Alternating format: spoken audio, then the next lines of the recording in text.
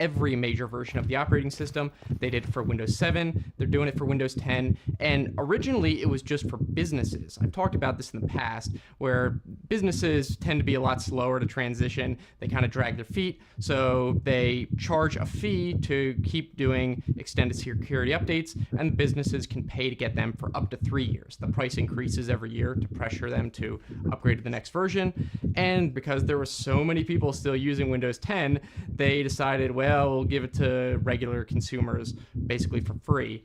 And they only did it for 1 year, though. And I believed that was probably not going to be only for 1 year forever, because I think if they had just come out of the gate and said, yeah, we'll give it 3 more years for free, then people would just never have bothered upgrading to Windows 11. But ultimately, they still want people to upgrade. So I figured what they might do is say, well, it's only for a year. And then as they got closer to the end of that year, they would maybe extend it another year. And I wouldn't be surprised if they did it yet another time, and then after the third year, they probably wouldn't, because that's when they would stop doing it for businesses as well.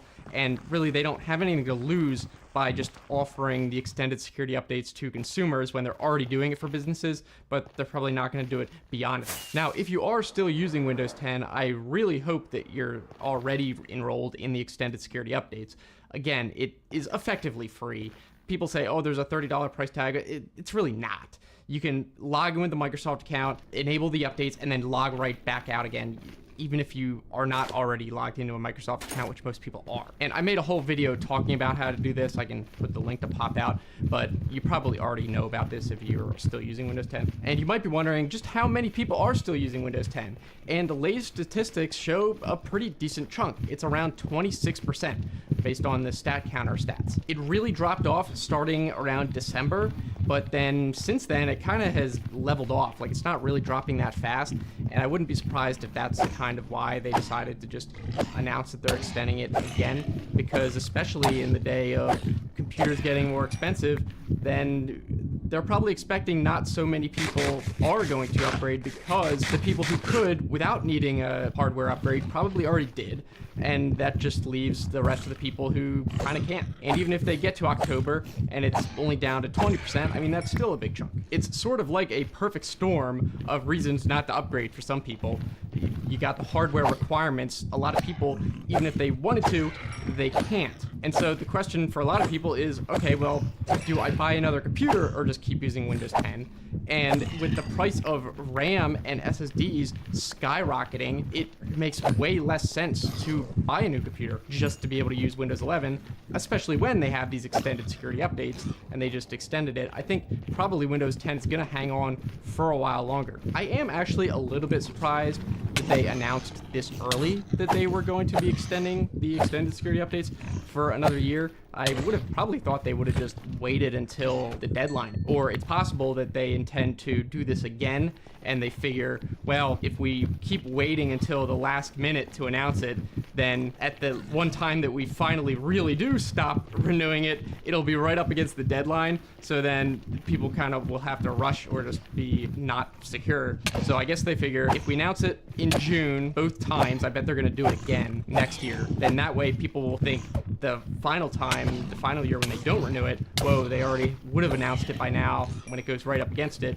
So that'll kind of clue people in that they're serious that time.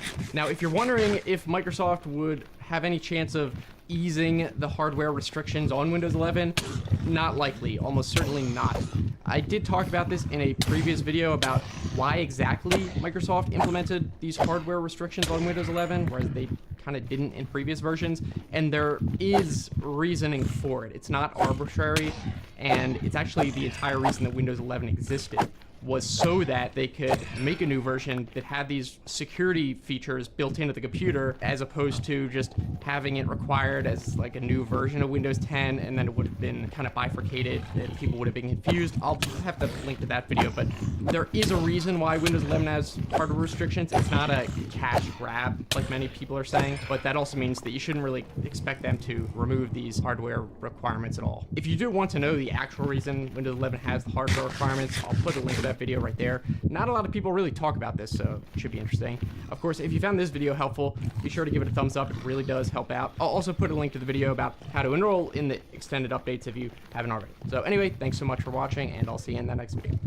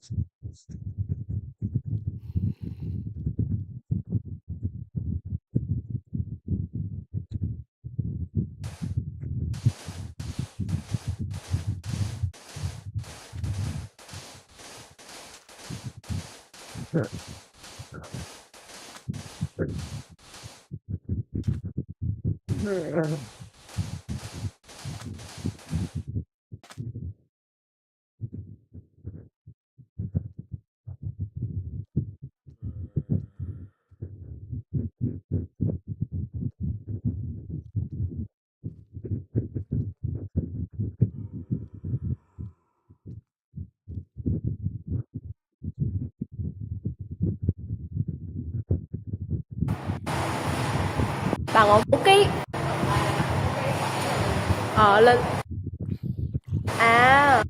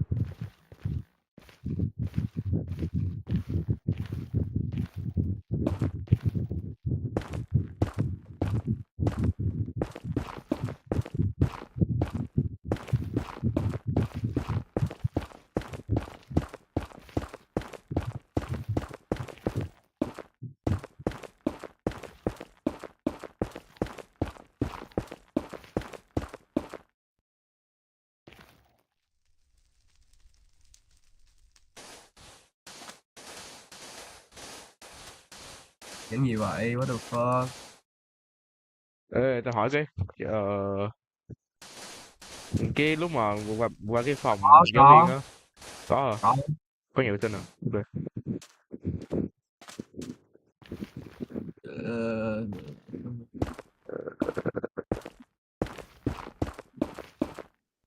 Okay, thanks bro.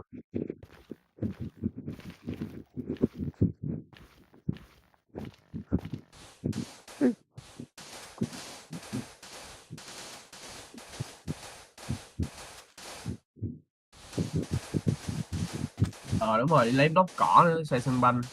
Tao nghĩ là khoảng 4 đến 5 stack á. Đúng không Ờ, nào? nhà Ờ, mình như ba có 4 đến ba 5 stack stack thì sao? Ok, lấy thêm. để thêm đi. Ờ. Lấy dư ra cũng được, lấy dư ra để có gì xây luôn cho dễ.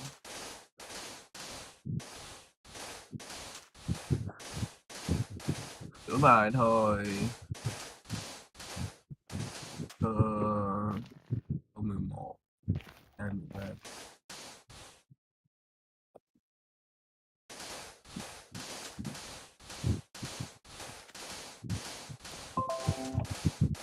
Thôi yêu Gemini.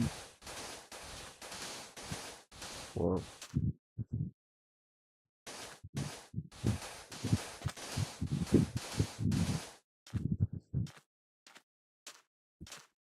Ừ. Yêu chính xác.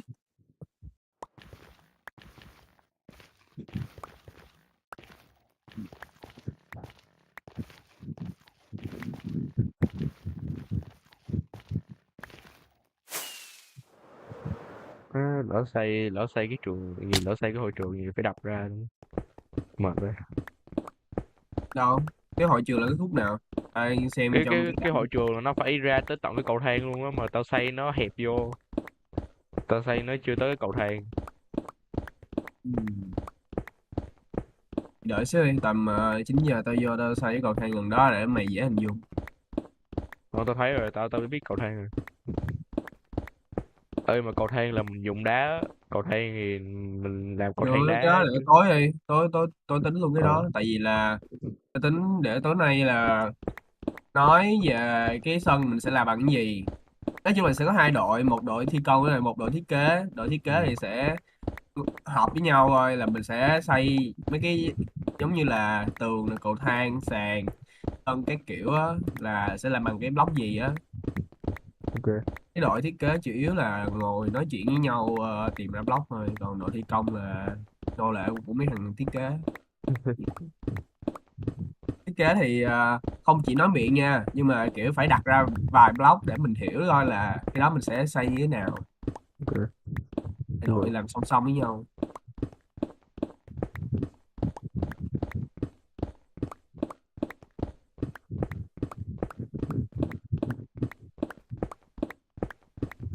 Sai sai câu này à? Vi phạm. Ok.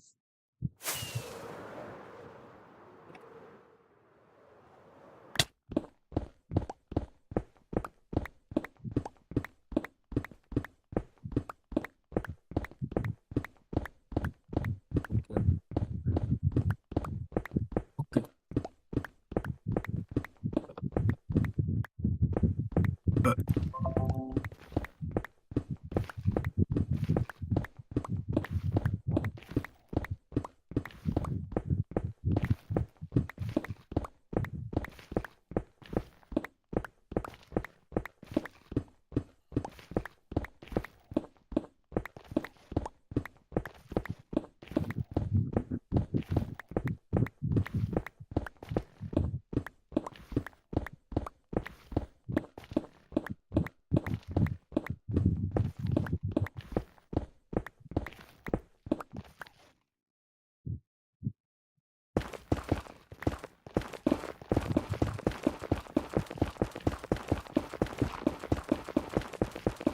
what the fuck?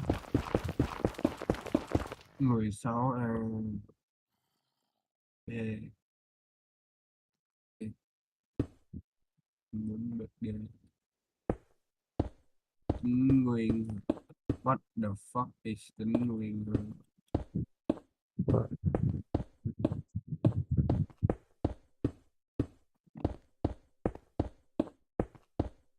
Dưới nhiều quá chứ.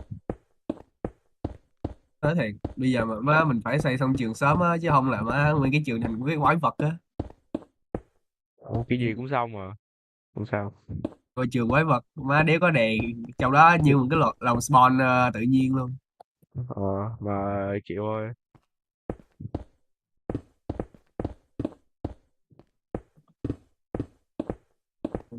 Liền mà.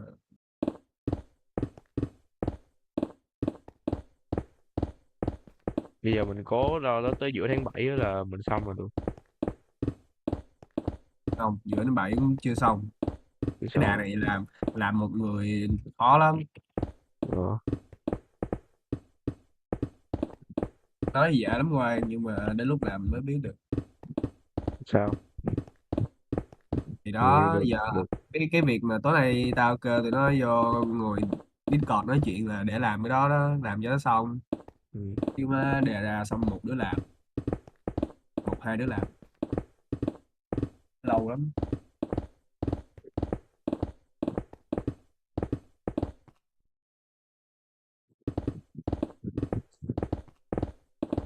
Ồ, ok. Đi rồi. Đốt.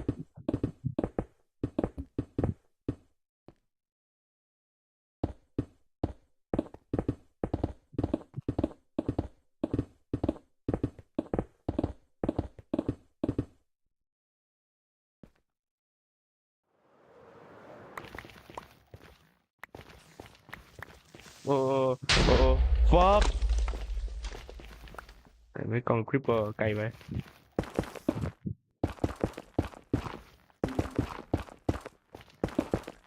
Let's go. Mà trùng quá hết chương rồi. Yes. Cái gì? Và chúng ta còn đến 240 trang nữa. Ủa cái gì? Sát rồi. Đúng rồi. Sách Ok. đi lút, sách miễn phí.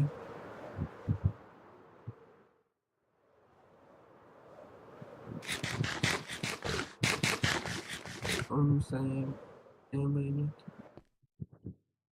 Để xây kiểu này là cần phải huy động 500 anh em làm cực lực.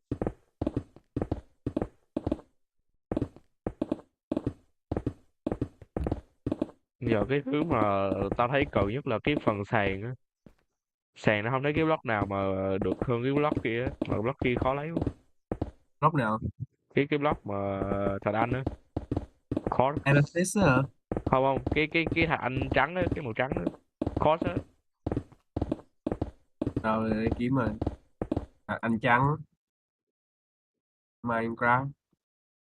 Những block block mà nó cơm kế đi.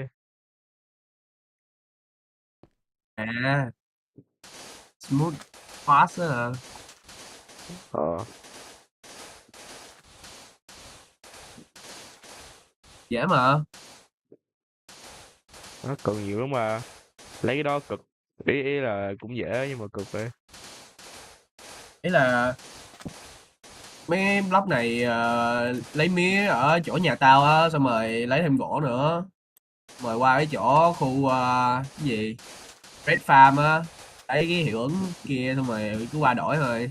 Vấn đề là một một cái block đó là đổi một emerald rồi lấy hiệu ứng nó đâu có đổi được bao nhiêu đâu. Cũng đâu có làm được Ừ.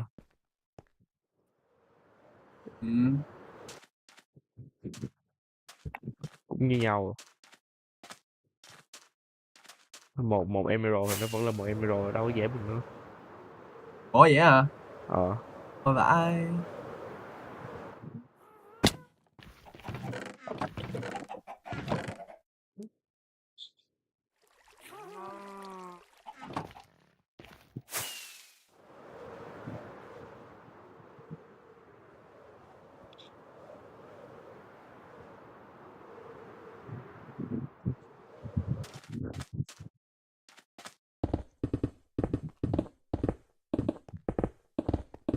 Vãi.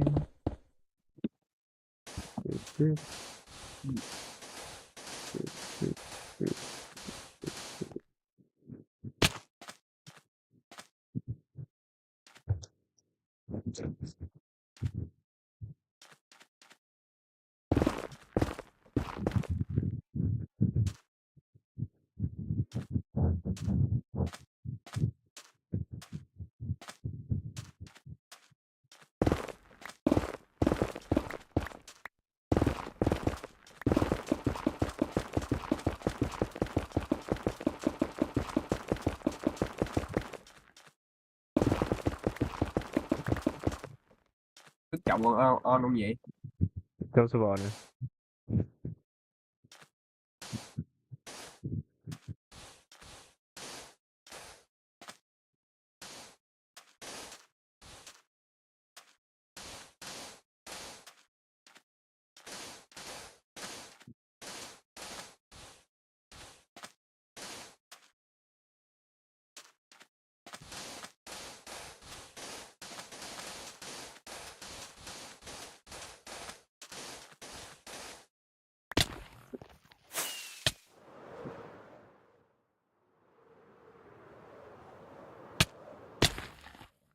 Ok.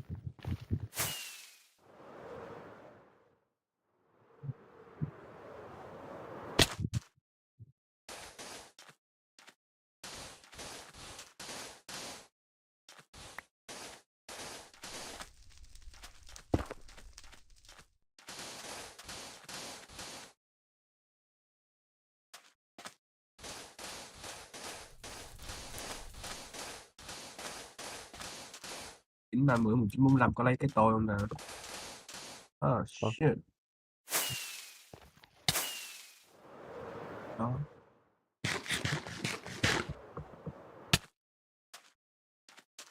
Để sắp chết rồi.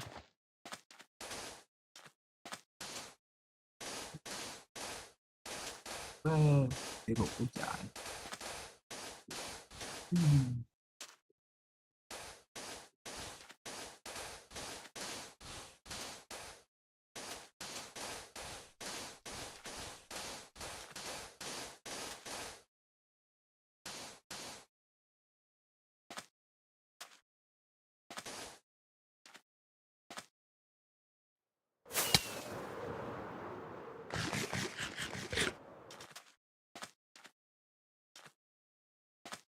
Biết.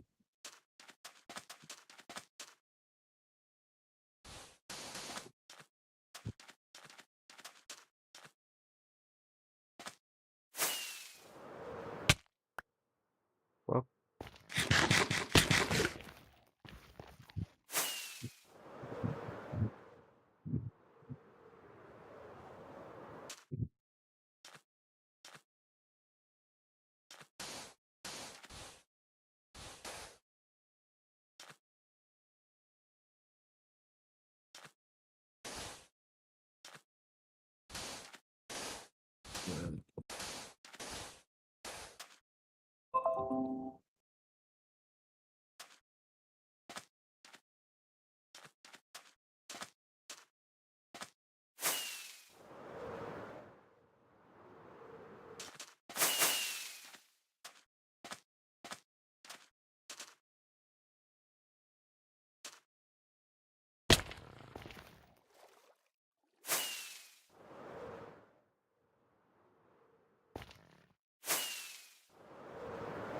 Trong học như đã. Đã.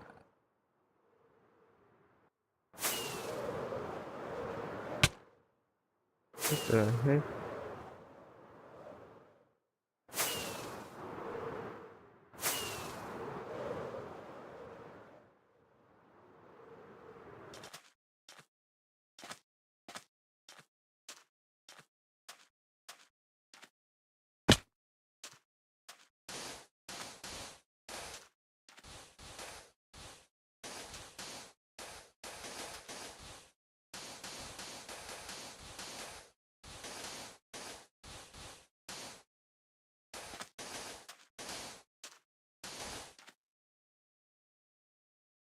Vỡ.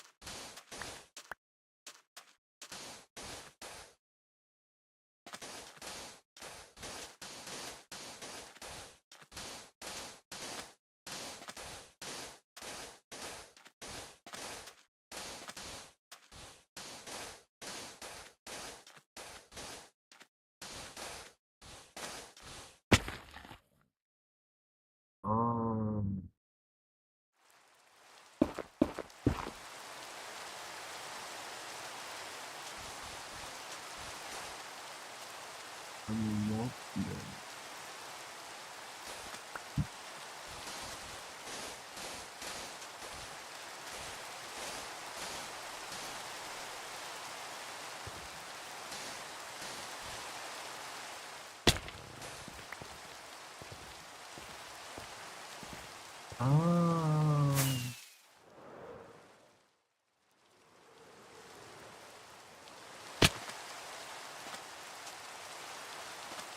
Ok.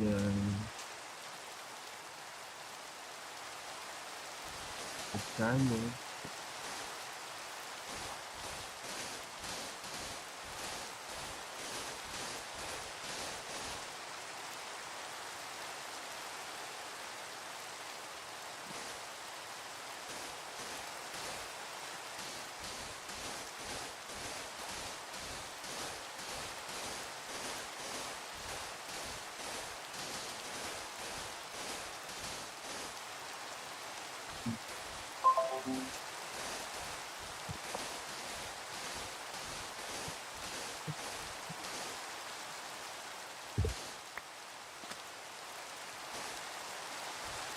Oh, what the fuck. Đúng rồi.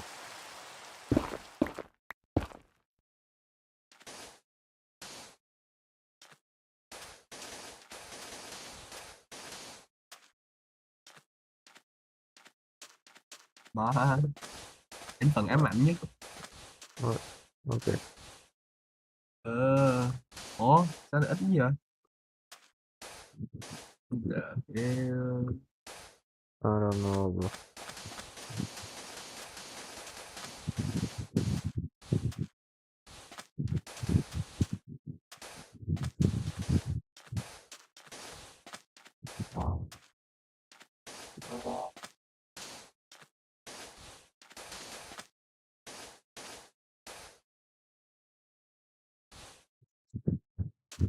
John S. Giải la một tiếng. Xong rồi vô học tiếp.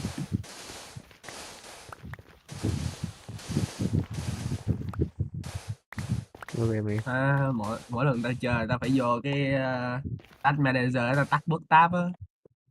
thì máy yếu đành chịu thôi. Ồ, máy yếu chịu bro.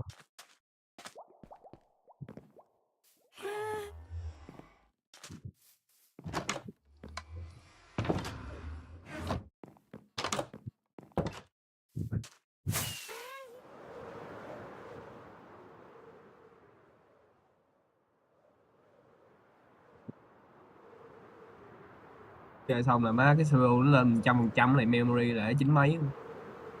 Mẹ khiếp. Rồi. Em tab.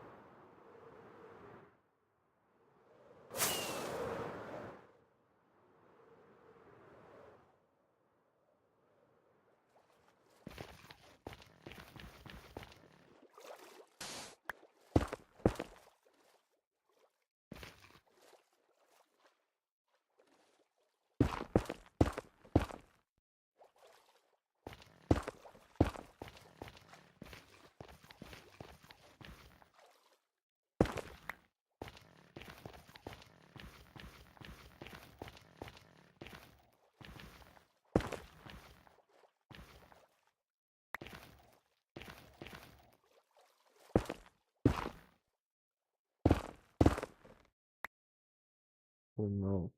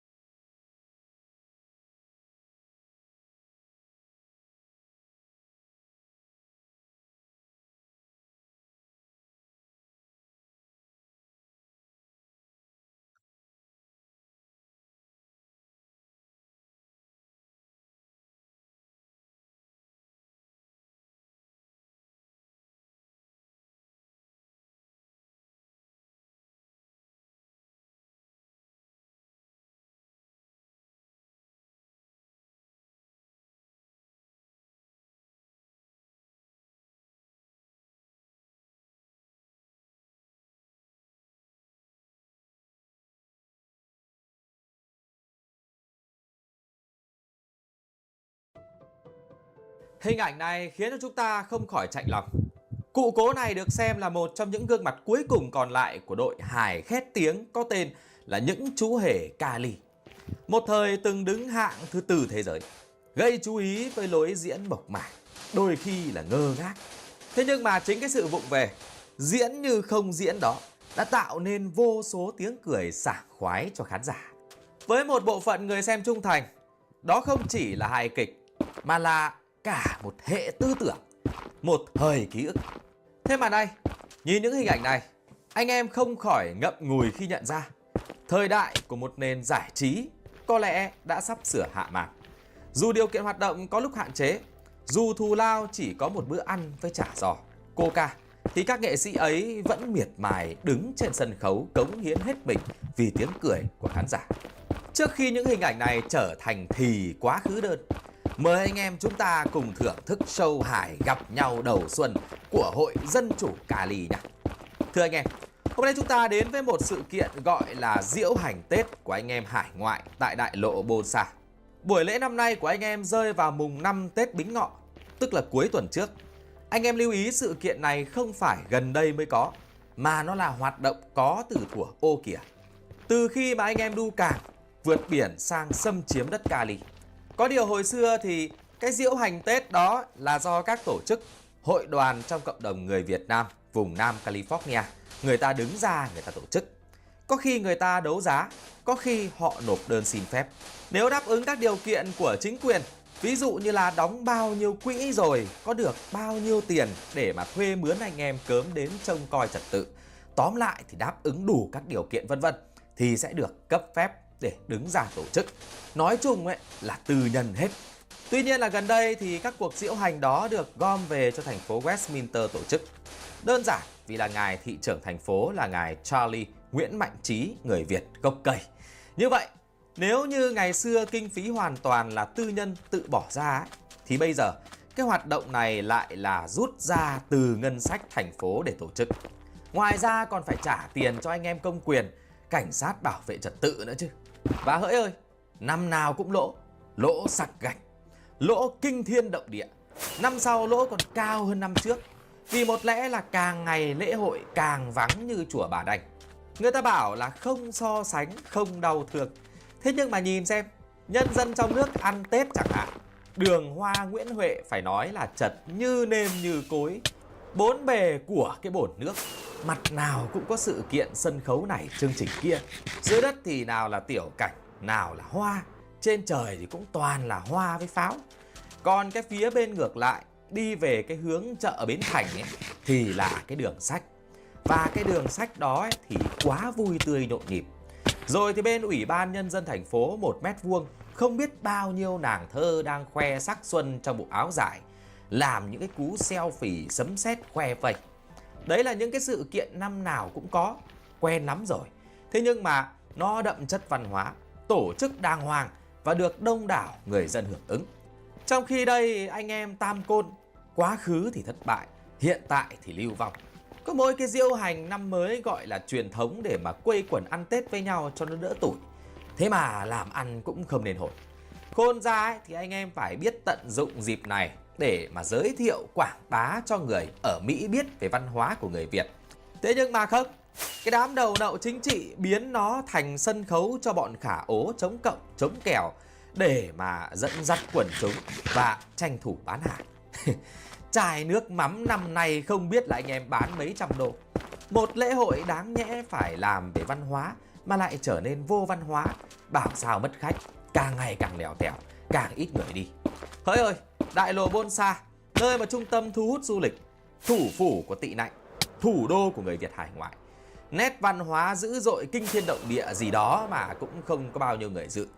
Từ năm ngoái thì người ta tính là cũng khoảng chừng hơn ngàn người đứng rải rác và đứng ở trong các khu vực gần cái khán đài thôi. Trong khi đó ban tổ chức, những người trong các đoàn diễu hành và tất cả những người mà có liên quan tới việc tổ chức có khi là cũng đã tới 1.000 người rồi. Thì năm nay cũng vậy thôi, người ta cũng xa lánh, tổ chức ngay cái ngày cuối tuần luôn, người ta cũng không đến xem.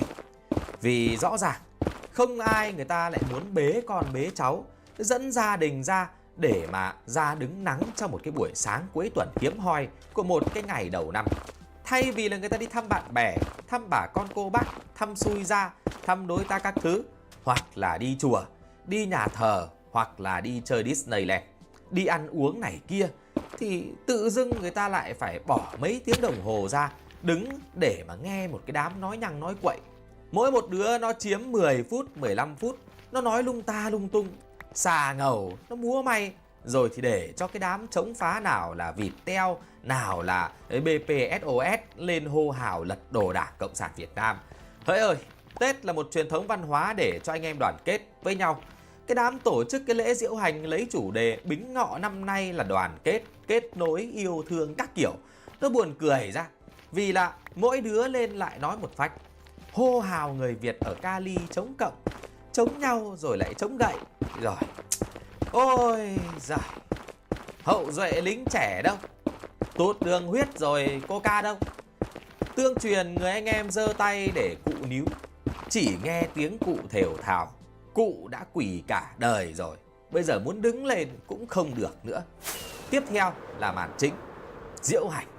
Như mình đã nói, toàn cái đám đầu nậu chính trị hô hào ủng hộ, rồi đi phởn động kêu gào đòi dân chủ nhân quyền lật đổ cộng sản. Nói chung là hạng lưu diêu không có gì thú vị cả. Thế nhưng mình đã soi được quả xe diễu hành này, nó phải gọi là có 102. Trời ơi, anh em nhìn thấy chưa?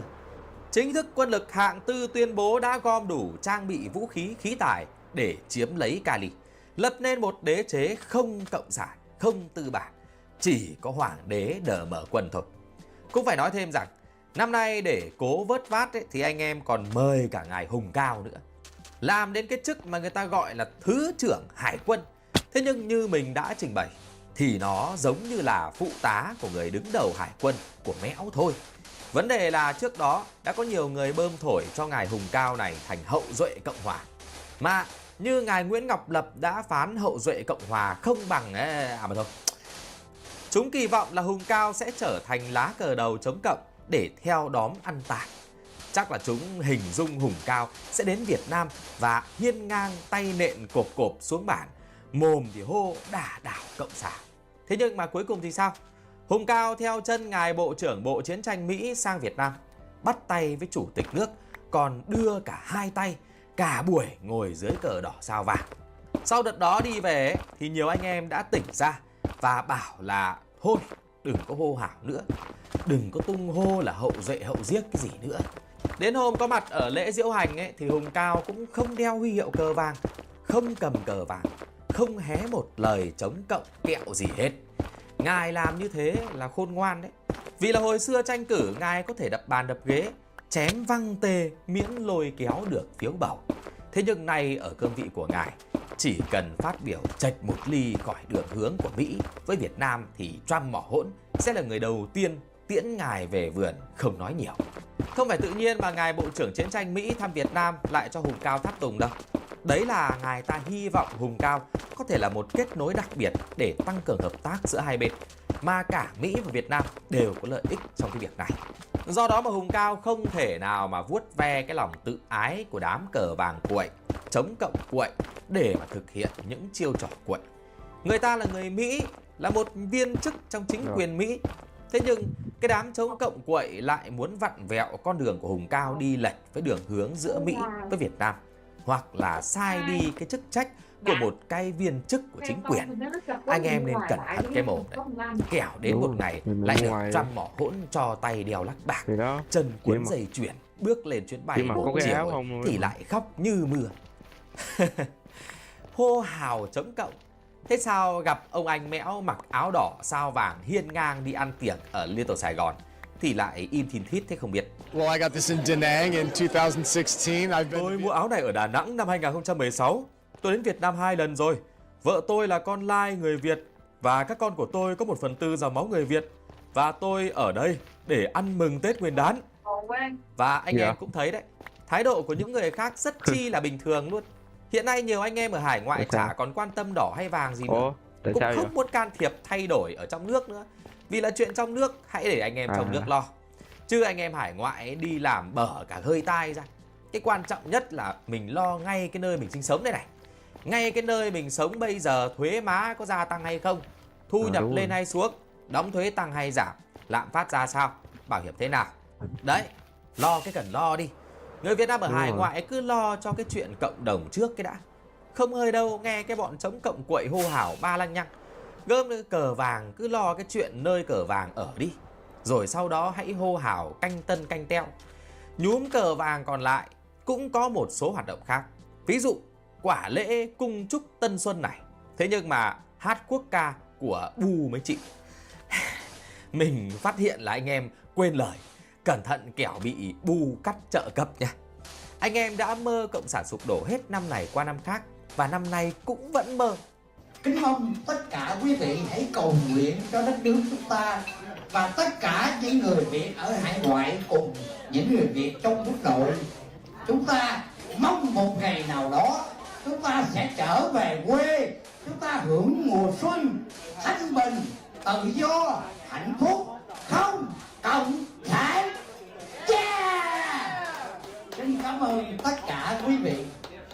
Liên quan cái sự phục quốc này, đến tướng dâu kẽm Nguyễn Cao Kỳ nổi tiếng ngông nghênh kiêu ngạo, từng là phó tổng thống ngụy quyền, còn buông ra câu nói ví như là tát vào mặt của những kẻ vác cờ vàng hò hét đòi phục quốc rằng là Tôi nghĩ rằng tôi phải nói thành những cái sự chống đối ở bên này nó to tiếng lắm, nó ồn ào lắm, nhưng mà rất thiểu số. Cái hải ngoại nó buồn là cái điểm đó. Mà nếu mà người ngoại quốc, cái người trong nước mà nhìn vào những cái người hề đó mà nói đấy là hải ngoại thì thật sự là nhầm. Đã 30 năm nay rồi mà cái người Việt hải ngoại chưa có một cái tổ chức thống nhất.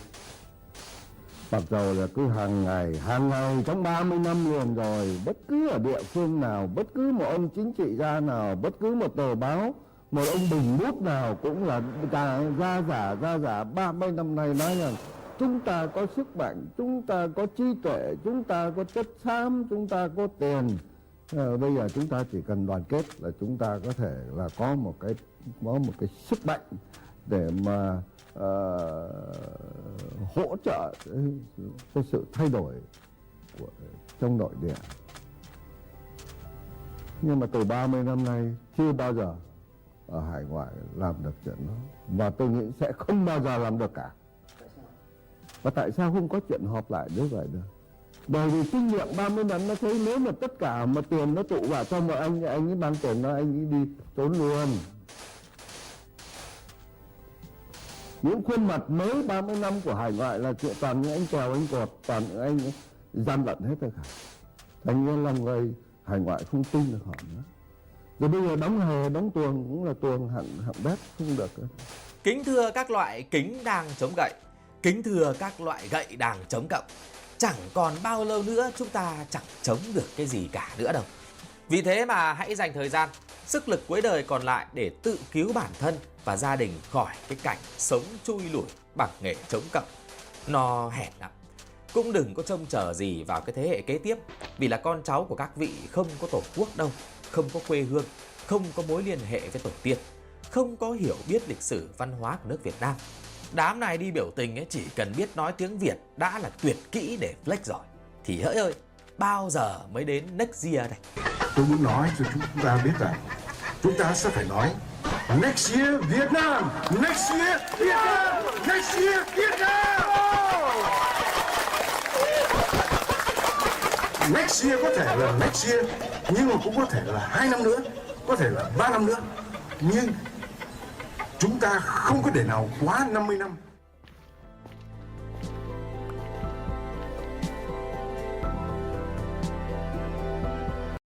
They're illegal and they are not in any way affiliated with Microsoft. You've probably already seen this that defends their position, but They're illegal and they are not in any way affiliated with Microsoft. you've probably already seen this clip of the ESA coming out to say that they believe that all Minecraft servers are piracy. I assumed this was a mistake or a misspeak where they surely meant the cracked servers, but nope, they've come out to double down on those comments and they put out a statement saying that yes, that is what we meant and we said it because we meant it, which is interesting because they do actually represent Microsoft and therefore Minecraft. And so are Minecraft servers actually illegal now? What did this actually change and how did this entire entire thing come about? Well, let's get into that with the Minecraft news today, but we'll get into it right away because, hello, I'm ObjectXToyCat, and this entire thing starts from a very important starting point, which is the Stop Killing Games movement. This is the idea that many games aren't being preserved right now because they require some form of always online component, or there's some part of the game that just simply is taken offline by the publisher, meaning that people who bought it are left with nothing. This is a very big deal for the preservation of what I consider to be an art form, and so this is why it's so exciting to see this organization be successful and actually be able to talk to the EU Parliament like they did earlier this year, and perhaps even bigger, they managed to get a piece of legislation that they endorse into the California Senate. It's called the Protect Our Games Act. Because of course it is. What a great name for a bill. But anyway, they've got this, everything has to be about protection if you want to do it in the legal system, apparently. But interestingly, the California Senate did get Jennifer Gibbons, the Vice President of the ESA, to give the opposing side. Now, this is interesting because the Entertainment Software Association is an industry body that represents these companies and their interests. Note how you'll see Microsoft is in fact listed there, and so that is the critical context behind what you're about to hear. Minecraft is currently hosted by community servers, Call of Duty community servers, so it's an option that is out there in existence here today. They're illegal and they are not in any way affiliated with Microsoft. Microsoft for Minecraft has gotten a lot of criticism because of those community servers not employing the same safety standards that Microsoft does on their Minecraft servers. So she confirmed what many in the know have already theorized for a while, that Microsoft's biggest problem with third-party servers and the reason they implemented chat reporting is because they get so much criticism, presumably from parents but also from other groups, from people going on those third-party servers and just saying, it's Minecraft, why aren't you guys looking after it? If you're wondering as to why you can be banned from multiplayer for what you do on a third-party server, or sometimes lose access to the game altogether, well, this seems to be the reason, but she goes further than just saying that they don't like these servers. So is it like the black market of video games? Yes, in fact, we consider it piracy. We have lawsuits, 2 pending lawsuits against private servers right now. And the United States Trade Representative, in their notorious markets reports on counterfeiting and piracy, has named some of these big private servers as a notorious market. Okay, so important context for the 2 claims you just heard. The first is that the United States Trade Representative put out a report saying that servers were in fact piracy, but actually that is a very outdated report from 2018, and it specifically references piracy in relation to how World of Warcraft servers work. Yes, that is how old it is, and specifically ones that allow you to play that game without actually having to pay for it, which is, I think, the definitional, meaning of piracy. So that is very unrelated. And with regards to the servers that she claims they are suing, I couldn't find any reference to them, so they must be closed lawsuits. But in general, it seems like they don't really have much to say beyond, we think it's piracy, we think it's bad, and this must have been a mistake. Except no, in a statement given to PC Gamer after the controversy of this came out, they said that as far as they are concerned, private servers infringe on the intellectual property rights of game publishers. Publishers reserve the right to exercise their rights against them. In other words, they believe that the Minecraft servers that currently exist, the current legal position is that they are a form of mild piracy, or at least IP infringement, and that Minecraft are just turning a blind eye right now, but they don't, actually insist on maintaining that blind eye forever. This is an important position as it relates to Stop Killing Games, because the idea that if Minecraft were to stop selling copies of itself, that it would still have to allow these servers to exist is something they obviously do not want, and that obviously many games publishers are a little scared of. The idea that someone else is making money from their game, but they are not, is something that the ESA is very against, and honestly, I kind of get it from that level, and I get why the ESA has to be a lobbying body that defends their position, but I will say I disagree. Partially because I believe video games are art. I think that art should have a period where you, the artist, exclusively own the rights, but when you cede those rights, you shouldn't be able to take it back from the people who have supported it. And so when it comes to Minecraft, there are 3 really key points. The first is that yes, community servers can cause Minecraft a headache, either when people are acting poorly on them, or when, they're allowing people to play Minecraft, but it's cracked. And those are 2 examples of servers that, I could see why Minecraft would go against. If, in theory, if there are servers that are heavily soliciting people who are under 18 and are heavily doing bad things, oh yeah, I could see why you might need to do something. And also, I could see why they would be against the idea of cracked Minecraft servers, because if they allow servers to exist that encourage people to play the game for free, they're going to see that as lost revenue. Obviously, piracy isn't always lost revenue. There's a much more complicated debate that goes beyond the scope of this video, but that's why my second point is that I think that Microsoft have not actually said any of this. There is going to be a lot of bad press about this from Minecraft, and I've been seeing it already, but this is critically a body that Microsoft is a subscriber to, and so Microsoft may believe these things in a legal setting, but as a company, Mojang should come out and state their support for community servers. Obviously, not the ones that are doing bad things to under 18-year-olds or the ones that have crack things on them, but they should accept that the majority of private servers out there increase the reach of their game and that Minecraft would have not been as popular without them. In the same way that some number of people who pirated Minecraft later went on to buy it, in fact, by some reports, a ridiculously huge amount, I think that a lot of people would not have bought Minecraft in the first place were it not for a big server. The classic one is Hypixel, right? But there are so many servers out there that do weird and wacky things. Do you want to play on a Christian Minecraft server? It exists. Do you want to play on an autistic-only Minecraft server? Those exist. I mean, arguably, they're all Minecraft servers. But do you want to play in a server that is actually emulating the entire world? All of these servers exist and do incredible things for the communities that they serve. And so, as a result, I think it is very fair to say that I think that although there is a body that is representing them, they need to get out in front of this and say that, yeah, they said that for some legal, but like on an emotional level, we love our community. If I hired a lawyer and that lawyer came out and said I like gravel, I would be correcting that lawyer, is all I'm saying. But the third and perhaps most important thing to say here as it relates to the entire movement, because let's be real, it's never happening to Minecraft, right? Except that is not necessarily as true as it seems. Because even though Minecraft is perhaps, it's the world's most played game, the world's most loved game by many metrics, it's one of the games that they have committed to developing for a very long time. I mean, literally at Minecraft Live, the surprise one they did this year, Lady Agnes spoke about how it was a generational game. One thing we have stated, for example, is that Minecraft is and should continue to be a generational game. And I think this is really beautiful, because Minecraft is actually generational in two ways.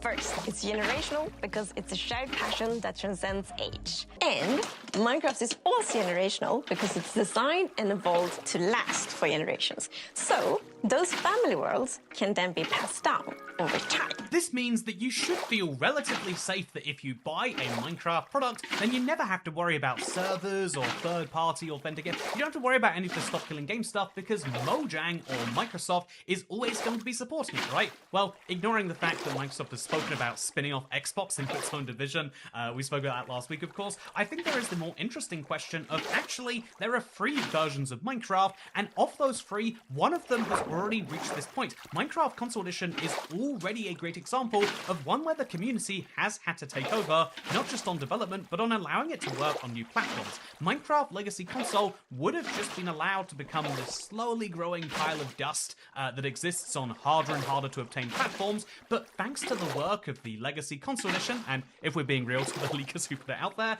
you can now find launchers that will allow you to just play this on PC. This is remarkable to me, and it's really cool to see, and it's a really strong contrast when you look at, if we can share some Minecraft news today, did you know there was a brand new snapshot and beta? I was originally expecting this news video to be about them, but actually, there was no beta and preview, and the snapshot that came out was fairly minor. It's quite notable, because if you look at that snapshot, they actually took work from the community, and they put it into Minecraft. They acknowledged that someone had to do something that is technically modifying their IP, but by taking this community of people that love the game, they can manage to get cool features in there, but also critically, unlike Minecraft Bedrock, which just took a week off doing previews and therefore new content, the things like the Legacy launcher or the Emerald launcher I just referenced, they are being worked on constantly. People are pouring their heart and their souls into these, and that's why I think it is that you can never truly get fully behind the argument of the ESA or what Microsoft or the big corpos would love you to believe, which is the idea that, like, no, when you buy a game, you're not actually buying the game, you're giving us money, and then we're choosing separately to give you access. You know, that's like me being a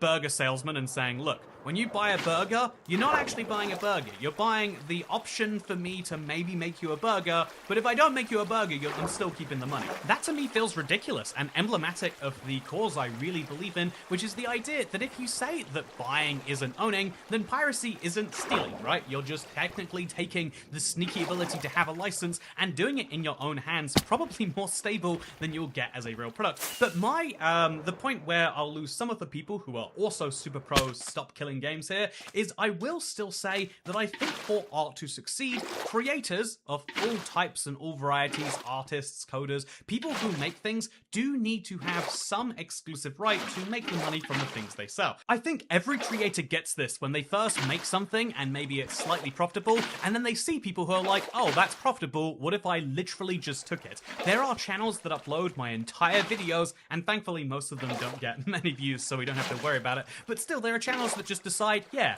what if I could have the success of making a video without actually having to make it? Or as an example, I create content for the marketplace, so I make Minecraft maps and add-ons and stuff like that with the team, and one of the weird things is I have considered the preservation of those things. Like, what if, like the Minecraft marketplace goes away, or what if they delist the content? How would people be able to access it? And it's like, well, obviously you would just distribute the copy without the marketplace stuff inside of it. Obviously you just make that easy to do, and the question of how you do that is tricky, because if I were to die before that were to happen, then the non-DRM'd copies would die with me, or at least with my PC, and so weirdly enough, that is where piracy then becomes at least slightly useful. There are people who just go through and pirate everything on the marketplace. There are people who make, to double down on this one, there are people who make videos so they get ad revenue to advertise the pirated copies of my maps and stuff that I make. But weirdly, a part of me says, well, at least that means they are out there. I think there is this weird thing where no one should ever be proud of piracy. I think the market starts to die when they do, but also we need to acknowledge that it fills a giant space in the world. My favorite example of this is early TV, the early BBC, for example, one of the first broadcasters in the world. They filmed a bunch of shows live, and tapes were really expensive, so no one recorded them, and so many early TV shows are lost to history, including Doctor Who, but because people were making their own illegal copies, those things have been preserved. That is the messy world of preservation, is that sometimes by preserving something, you might be committing a crime, but you might also be helping mankind. And that's because I think that the right to own something is limited to at least somewhere in your lifetime, whereas copyright law currently says, yeah, it's the lifetime of the author plus 75 years, plus exceptions if you're Disney, and I think that's all sorts of messed up. But rather than diving too deep into IP law today, I'd like to also give you some exciting other news, because did you know Minecraft actually made a video about the MC4 bug being fixed? And someone actually asked me what the hell is MC4, and I said the Minecraft update that released in 2004, and apparently I didn't realize that they actually needed the answer for this, so I feel bad from their response. So I'm going to give it to you right now. Minecraft fixed the 4th oldest bug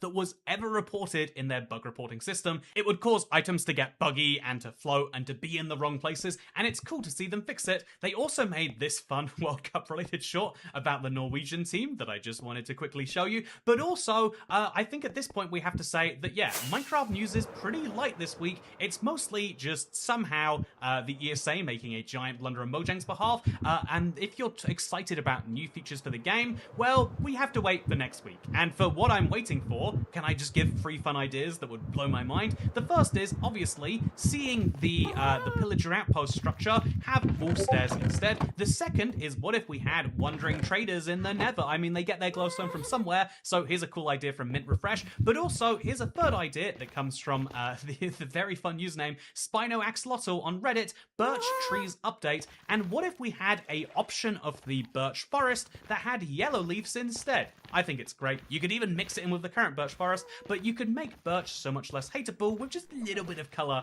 and I think that's kind of cool. Anyway, my thoughts overall, in case you tuned out and somehow only made it back to the video here, is that I think this was a shockingly bad bad PR move from the ESA, and if they don't think this is a statement worth retracting, I think that Microsoft certainly should. I do understand why servers that literally allow people to steal the game might be a concern for either the US or for this trade body, but saying that all servers are piracy is a slap in the face to one of the biggest parts of this community, and it enables measures like the ability to get banned for servers that you haven't physically been on, which is bad. I think we should all be having as little overreach in our diets, or our appetites, I mean, as possible. You know, that made perfect sense in my head, but then it came out of my mouth and it wasn't so good. Does that ever happen to anyone else? Anyway, I'm gonna stop this video before I say anything more embarrassing. Bye.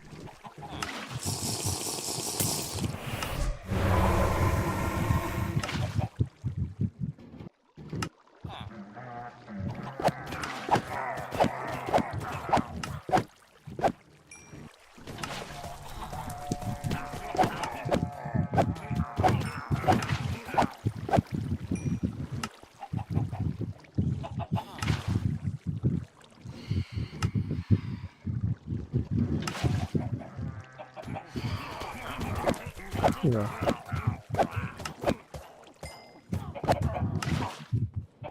Cái gì nè? iPhone 15 nó có gì sạc mà? Có gì sạc chứ? Mà mày tính mua nó iPhone 15 rồi. Trời, mua nó thiệt luôn.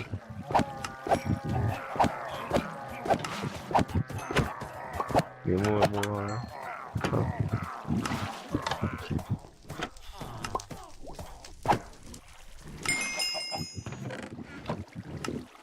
Thôi mua cho nó.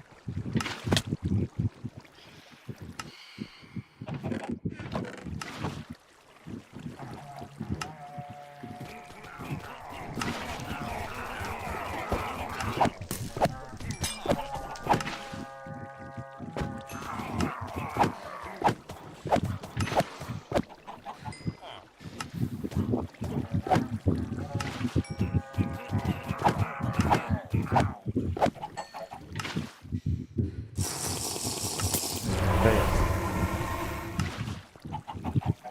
Để sao?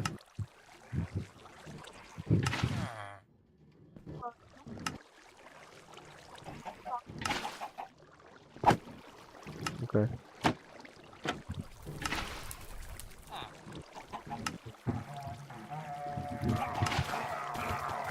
Mày mua cho anh.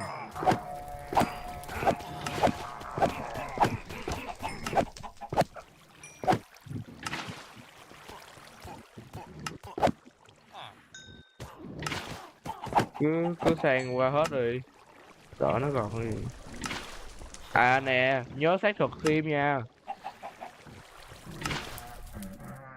Không vô app xác thực. Không cần đâu.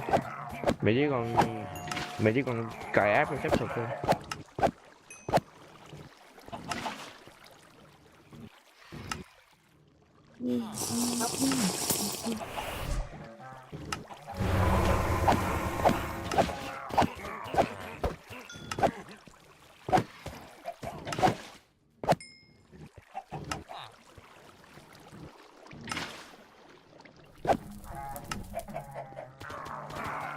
Thấy không? Ghê à.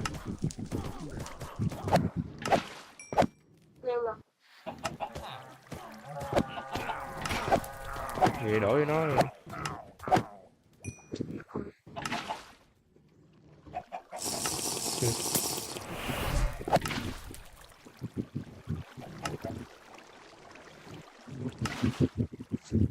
iPhone 15 là nó còn xài được.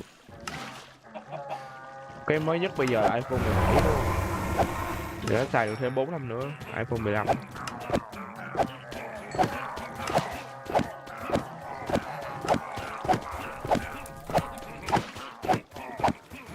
Điện thoại của mẹ cũng 4 năm nữa luôn. Còn cũng không nhớ nữa. Ở đâu? iPhone 15 nó mới ra được có 2 năm mà. Ủa 2 nè, 3 năm chứ. Mẹ mua đúng lúc nó ra luôn hay sao? Giờ vậy là gần. Vậy là mới có 2 năm mà. Vậy là mới được có 2 năm rưỡi. Sinh nhật của mẹ. Sinh nhật của mẹ mày đi mua điện thoại nó.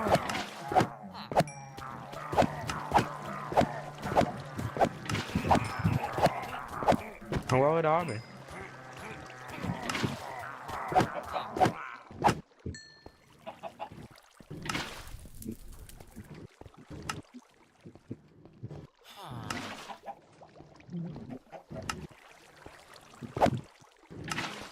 2022 làm gì có iPhone 15.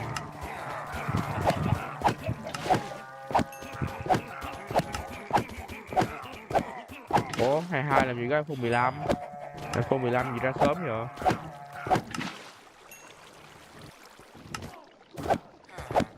Mày coi cái hình đó mày chụp bằng điện thoại gì? Mày kéo. Ừ. Ừ.